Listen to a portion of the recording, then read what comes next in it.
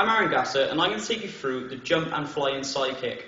It is said to have been created to kick somebody off a horse, so the objective is to kick higher than your basic side kick. Also, it is good for developing explosive power in your legs and to test your own ability. Before attempting this kick, you should have a basic side kick to a good level, so if you don't have that, please check my tutorial on that kick. Before we start, the only difference between the jump and fly in side kick is that the jump side kick is done on the spot and the fly in side kick is used to cover distance. For that reason, the safest one to begin with is the jump side kick, so let's break that down first. The easiest way to first do the jump side kick is to go into your fighting stance and to form the kick off your rear leg. From this position now, step one, you're going to turn your front foot to release your hips. Now if you don't turn that front foot, you're going to be going against your hips, so it's going to be very difficult for that leg to come around and get to the chain position for the side kick. So make sure you're turning your front foot. Step two, you're going to be driving your knee and arms up to give you height. And once you've drove them up, you're going to turn your knee and get to the chain position for the side kick.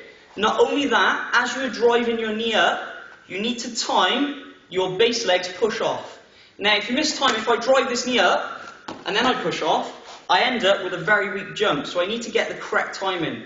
So before moving on to the actual kick, what I suggest you do first is just get the timing right.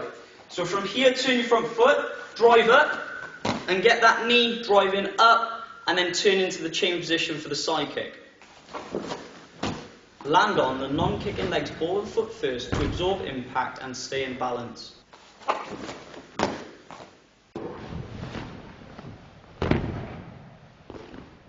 When you are comfortable doing that, extend the leg out and strike with the blade of the foot or the heel.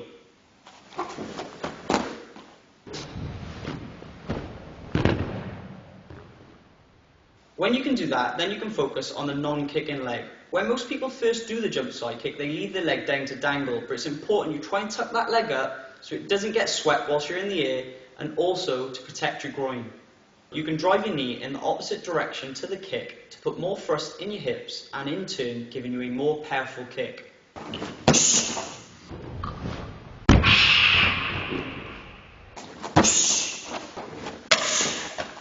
Another method is the bicycle version. All you have to do is put your non-kicking leg up, and from this position, you're going to turn the knee out and go to the jump side kick. The bicycle version is a lot easier to do with a run-up, so it is commonly used when doing the fly-in side kick.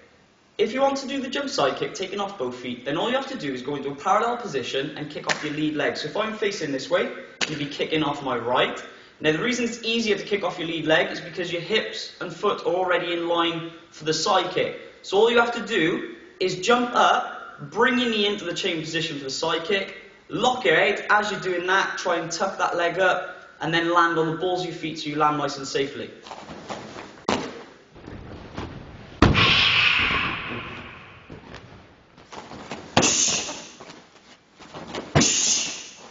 In my opinion, this version is the most efficient way to land a jump side kick in sparring due to its speed. That being said, try and use the kick as a counter for maximum efficiency.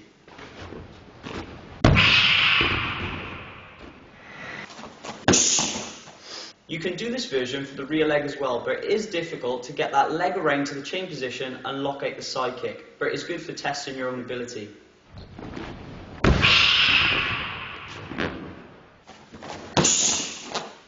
Now for the fly-in side kick, all we have to do is take a short run-up of 2 to 3 steps, and then do the jump side kick that we did at the very beginning.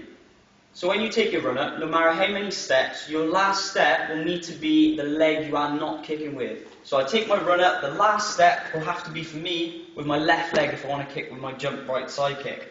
From this position now, all the momentum you should have built up gives us the momentum going forwards and also gives us more power going into the technique. So when we get to this point, what we need to focus on is driving these arms and knee up, because we've already got the momentum going forwards. We need to get some momentum to go up and get the height for the kick. So when you're running up, try and block and then go into the jump side kick.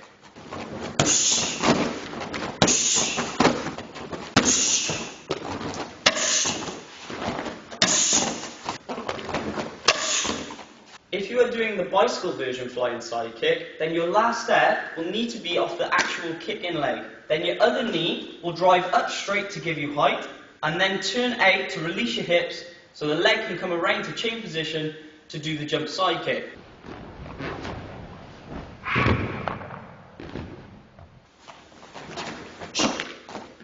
Now pointers to improve your techniques. Remember to turn that front foot out to release your hips so the leg is easier to come around. So when you're doing your flying side kick version, when you take your run up, that last step, the foot has to be turned out. If you are doing the bicycle version, then you'll need to turn your non-kicking leg out to release your hips. Your arms and knees play a key role in getting height and distance. So if you want more height, you drive the knee up first and then turn into the chain position. If you want more distance, then you drive your knees forwards. Make sure you bring the knee right around to chain position so you can create more momentum for the side kick. Kick in line with your hips for maximum power. If your kick is rising, then it will scuff up the target, meaning less power going into the target or the person you're kicking. Also, it will put you off balance and you have more chance of landing awkwardly. Strike with the blade of the foot or the heel for maximum damage. The most practical target area is the body due to its size. If we are kicking high section, then we can strike into the throat or the philtrum. If we are jumping to the side, we can also strike into the thigh or the knee joint to potentially snap the leg. Make sure you land softly on the ball of your foot to absorb impact, as it's easy to twist your ankle doing a jump side kick. This concludes my tutorial on the jump and flying side kick, so check my channel for other tutorials and subscribe for future tutorials. Thank you.